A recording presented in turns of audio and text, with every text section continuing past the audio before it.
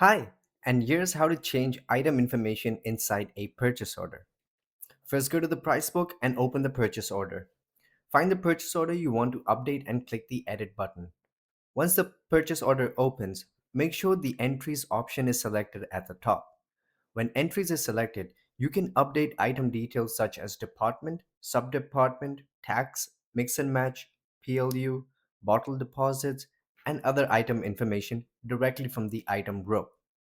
Simply go to the field you want to change, select or enter the updated information, and review the item before saving or committing the purchase order. Now, if you want to update the same information for multiple items at once, check the boxes on the left of each items you want to update, then click the edit icon on the right side of the screen.